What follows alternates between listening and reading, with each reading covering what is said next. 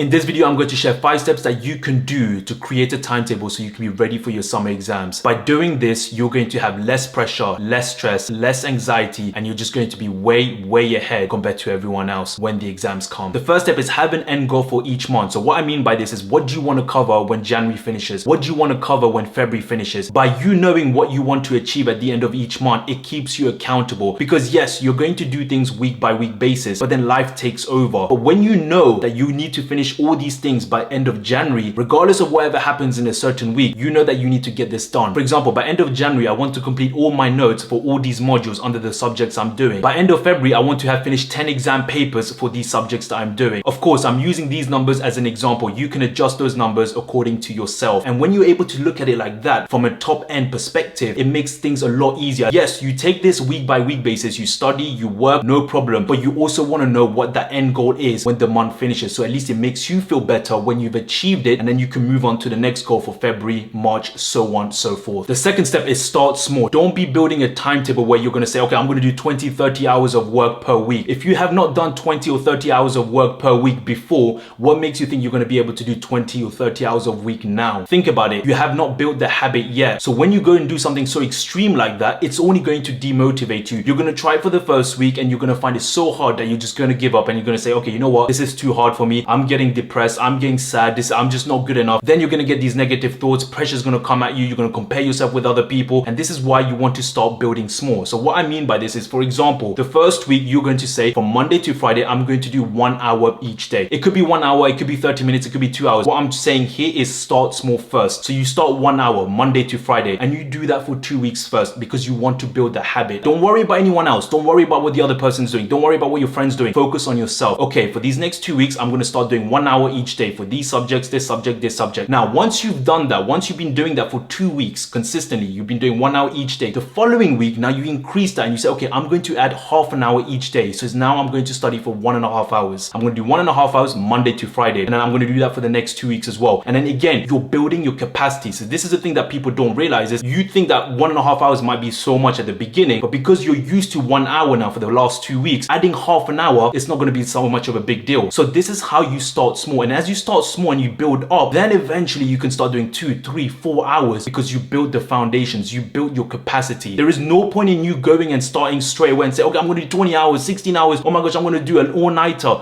If you haven't had the habit of doing that before, what makes you think you're going to do that now? You're going to probably do it for 1 or 2 days and then you're going to give up. We are looking at this as a long-term plan, something that we can do from January, February, March, April, May, consistently. We're not going to be doing what other people do where, oh, I'm just going to do last minute revision, or, you know, I'm going to do the day before the exam. No, we do this properly so we can get the best grade possible. The third step is allocate more time for your weak subject. This is a period of time where you want to double down and focus on the subjects that you're struggling with or are weak at. Why? Because you do not want to be doing this when you're 1 month before the exams or 2 weeks before the exams, because the pressure is too much, the stress is too much. Now is a time where you can take the time and focus and understand and really put more effort in this, so that when the exams come, you do not have to worry about it. When the exams come, you are not stressed about it. When the exams come, you are laughing and smiling, because you know that you put the time and effort prior to that, and now you made that weak subject into a strong subject. So for example, if you're weak at maths and you know you need to put more time there, double down. Maybe put double the hours that you put on maths compared to other subjects that you're more strong at, or maybe you have to do 3 times as much. It doesn't matter. Look, we are all weak at certain subjects, and there is no shame in working 2, 3, 4, 5 times as hard on that subject compared to someone else, because this is our weak subject. This is what we have to improve on. I was weak at English. Like, I could not write essays to save my life. So it meant that I had to really focus on that. Maths for me was strong. I was good with numbers. That's fine. But theoretical subject, I struggle with because I find it hard to retain information. I'm more of a numbers person, so everything for me is just numbers. But when it comes to just a lot of words, sentences, all that stuff, I struggle. So what I do, I work 2, 3 times as hard and double down on that to make sure I improve my writing. But actually, I didn't for English literature, because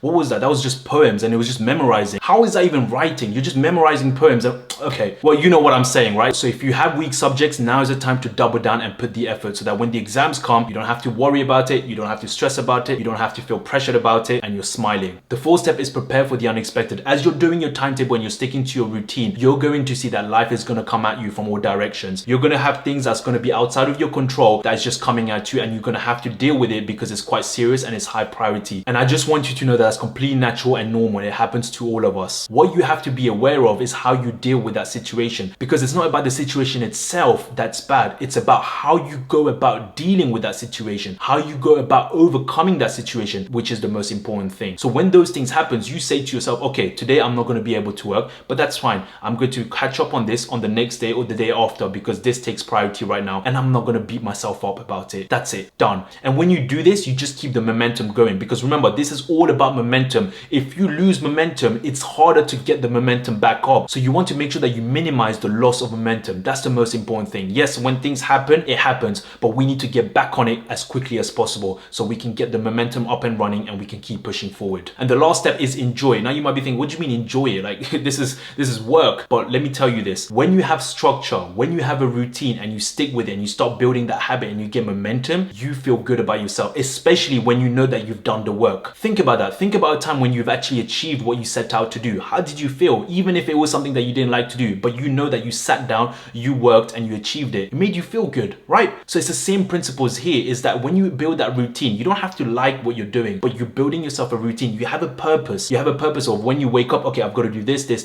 It keeps your mind busy. And when your mind is busy, it doesn't go left and right. It doesn't go into those negative moments, in those negative dimensions, or those kind of comparison modes, because your mind is so busy and you're focused on what you have, you're just going forward straight away like that. So when I say enjoy it, I'm saying enjoy the routine, enjoy the process of you working towards these grades, working towards these exams, because when you build that process and you're sticking to what you're saying, trust me, the level of confidence that you're going to get, the level of self-satisfaction that you're going to get is going to be on another level, and you're not even going to worry about what anyone else is doing, because now you are confident in yourself that you're going to follow through everything that you've set it based on that timetable, and you've been doing it and you're seeing results. Now, if you don't know how to get ahead for the 2023 exams, I have a video just for you, and I'll put the link on the top there for you to check it out. So I hope this video has helped you out in how to create a timetable. If it has, give this video a big thumbs up. I would really appreciate it. And remember, everything starts from zero. When are you going to start? Peace.